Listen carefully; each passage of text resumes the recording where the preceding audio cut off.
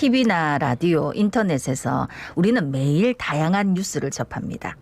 사회적 편견에 시달리는 정신장애인과 관련된 보도는 좀 더 신중하고 세심하게 신경을 써야 되는데 정신질환과 범죄와의 인과관계를 팩트체크도 안 하고 보도가 나가는 경우가 종종 있어서 잘못된 보도로 정신장애인에 대한 편견을 부추긴다는 지적도 있습니다. 그래서 이번에 침묵의 소리라는 단체에서 정신장애 보도 미디어 가이드라인을 제정했다는데 어떤 내용인지 이야기 나눠보겠습니다. 예, 침묵의 소리 정영환 부회장 전화 연결돼 있습니다. 부회장님 안녕하십니까? 안녕하십니까? 안녕하십니까? 예, 우선 침묵의 소리가 어떤 역할을 하는 곳인지 좀 소개해 주실까요? 예, 제 소개를 잠시 먼저 하면 저는 침묵의 소리 부회장과 부산시 정신건강심의위원회 위원으로 활동하고 있는 동료지원과 정영환입니다. 네. 침묵의 소리는 정신장애인과 지역시민, 전문가들이 참여하는 단체로 현재 100여 명이 활동하고 있습니다. 정신장애인의 행복한 삶을 위해 존재하는 침묵의 소리라는 슬로건 아래 역량 강화, 권위 공호, 인식 개선 등의 활동을 하고 있습니다. 예. 그런데 이제 오늘 저희가 연결을 한 게 뭐 보도에 있어서 정신장애 보도 미디어 가이드라인이 이번에 제정했다고 하던데 그 전에 이제 부산 지역 언론의 정신장애 관련 보도의 어떤 특징이라든지 문제점들이 있습니까? 예. 정신장애 범죄 기사를 다룰 때 자극적인 용어와 이미지를 사용하고 있습니다. 예. 예를 들면 범죄 기사에 그림자 모양의 칼을 들고 있는 이미지를 많이 사용합니다. 네. 그리고 헤드라인을 정신장애인 누구누구 범죄를 저질렀다 이렇게 보도하고 있습니다. 그렇게 보도를 접하는 시민들은 정신장애인과 칼을 든 범죄자를 자연스럽게 연상시켜버립니다. 네. 예, 그래서 생기는 문제는 잘 지내고 있는 동료가 뉴스에서 정신장애 관련 보도가 있고 나면 지역사회에서 주민으로 살아가는데 힘들어집니다. 정신장애인의 범죄 보도를 본 집주인이 집 계약을 연장할 수 없다고 하여 이사를 해야만 했습니다. 그 사람은 이웃에게 친절하고 지역사회에서 자원봉사까지 열심히 하는 시민이었는데 말입니다. 좋은 선례도 있습니다. 부산일보 기획기사로 인식 개선을 한 좋은 선례가 있으나 예. 지속적인 정신장애에 대한 재조명이 필요하다고 생각합니다. 네. 그러니까 특히나 이제 범죄 관련 뉴스에서 굳이 그런 사파를 넣지 않아도 되는데 그리고 담백하게 처리하면 되는데 특히나 마치 그게 모든 사람인 것처럼 그 배치하는 그런 뉴스들.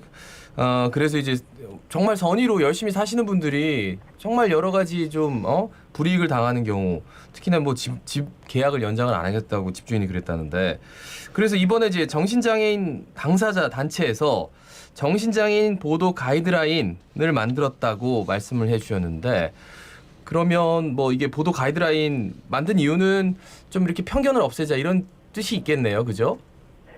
예.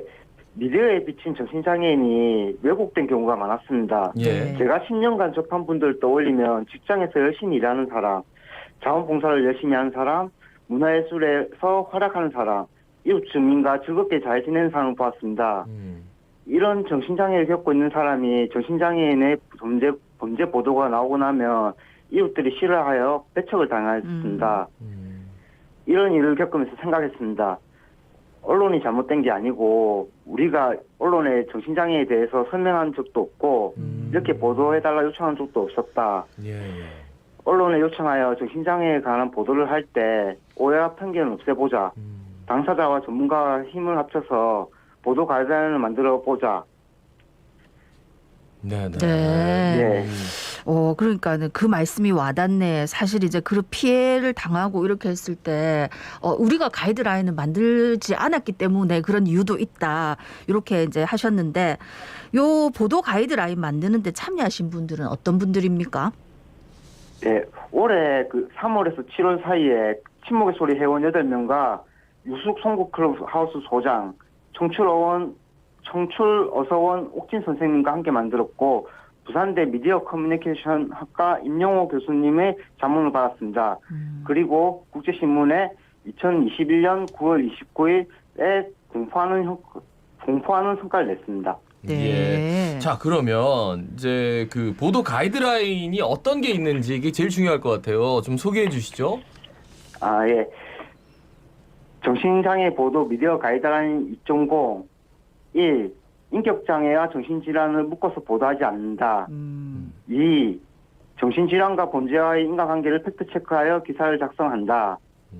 3. 정신장애에 관한 정확한 의학적 용어와 사실을 정신건강 전문가에게 확인하고 해당 내용에 따라 당사자 단체의 의견을 반영하여 기사를 작성한다.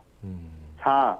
보도 제목에 정신장애에 대한 공포, 불안, 혐오와 같은 부정적 이미지를 부각시키지 않는다. 5. 보도 내용에 정신장애에 대한 부정적 편견을 강화시키는 이미지, 영상, 음향을 사용하지 않는다. 예. 이상입니다. 첫 번째가 예. 뭐 인격장애와 정신질환을 정신질환을 뭐 같이 하지 않는다. 이거를 좀 구현 설명해 주시면 좋을 것 같아요. 아, 예. 우리가 기억하기에 진주 참사 기억나십니까? 아파트 예. 그 사건의 경우에는 정신질환과 인격장애가 혼합되어가지고 특수한 사례인데, 인격장애로 인한 이제 범죄라고 봐야 되는데, 정신질환이라고 만 나오니까 그런 점이 문제가 있습니다. 사이코패스라든지 이런 거는 정신질환이 아니거든요. 네. 그러니까 오히려 인격장애인데 예. 그런 것들에 대해서 그냥 뭉뚱그려가지고 우리가 다 정신질환이다라고 네. 마치 이게 맞는 것처럼. 그리고 팩트체크라는 게 뭐 어떤 면에서 팩트체크를 좀 요구하시는 거예요? 예, 정신질환이 이제 죄송합니다. 예, 말씀해 주세요. 정신질환이 범죄의 원인이 되는 경우는 극히 드문데 그 사람이 정신질환이 있다는 이유만으로 이제 정신질환으로 인한 범죄 이렇게 돼버리니까 예. 거기에 대해서 인과관계가 없다는 거죠. 정신질환이 이제 그 범죄 원인이 되지 않는지 되는지 팩트 체크를 해달라는 이야기입니다. 그러니까 인과관계가 분명하지 않은데 뭐 마치 예를 들어서 무슨 질환을 갖고 있었기 때문에 뭐 범죄를 저지른 것처럼 그렇게 하는 거는 피해라. 사실은 이제 첫 번째 말씀하셨던 인격장애와 정신질환을 이제 같은 걸로 취급하지 마라 하는 거 외에는 사실은 기사를 쓰는 사람이라면 누구나 해야 되는 일인데 우리가 참 별 생각 없이 그걸 보고 있었구나 하는 생각이 드네. 그런데 들어보니까 이 부산에서 정신장애인 보도 가이드라인이 만들어진 게 이번이 처음이 아니라면서요? 예, 침묵의 소리는 부산민주언론연합과 함께 2020년에 미디어 리터러시를 공부한 뒤에 10개 항목으로 된 편견 해소와 차별 없는 세상을 위한 정신장애 보도 가이드라인을 만들어 올해 1월 한국기자협회 부산지부와 함께 발표했습니다. 예. 이후 좀 더 언론의 시점에서 사용할 수 있도록 정신장애 보도 미디어 가이드라인 2.0을 재정립했습니다. 자살 보도 권고 기준 3.0처럼 기자들이 현장에서 활용할 수 있도록 보완 작업을 좀 했습니다. 네. 예. 그런데 이번이 처음이 아닌데 이번에 더 이제 자갈치 아지매를 통해서 알려진다면 훨씬 더 좀 효과적으로 뭐 지금 듣고 계시는 이제 많은 기자분들도 그렇고 시민들도 이거는 좀 잘못됐다라고 뭐 항의할 수 있는 부분도 있는 것이고 그렇죠? 예. 앞으로 이게 좀 어떤 역할을 좀 했으면 하는 바람이십니까? 정신장애 보도 가이드라인을 잘 반영한 보도를 통해 정신장애인에 대한 오해와 편견이 경감하여서 정신장애를 겪는 사람들도 지역 주민으로서 행복하게 사는 데 도움이 되었으면 합니다. 정신장애 보도 가이드라인이 언론인들에게 널리 알려져서 정신장애에 대한 인식 변화를 이끌어내고자 합니다. 열심히 살고자 하는 많은 정신장애인이 차별을 겪지 않도록 언론이 먼저 나설 것이라고 믿고 이 가이드라인이 그 역할을 할 것이라고 생각합니다. 예. 앞으로 저희도 더 세심하게 얘기하도록 하겠습니다. 마지막으로 한 말씀 부탁드리겠습니다. 예, 이 말을 하고 싶어서 계속 달려왔습니다. 네. 청취자 여러분, 우리가 때로는 타인을 혐오하고 배척하는데 익숙해지지 않았나 생각합니다.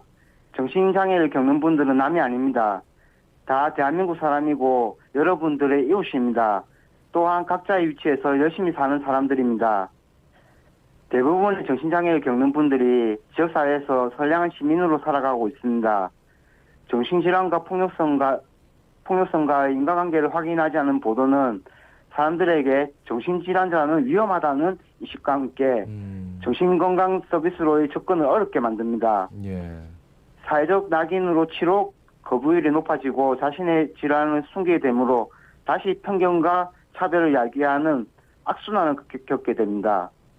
정신건강 문제 발생 초기에 집중적이고 통합적인 서비스는 만성화를 예방하고 사회복귀를 촉진하므로 사회적 비용을 현저히 절감할 수 있습니다.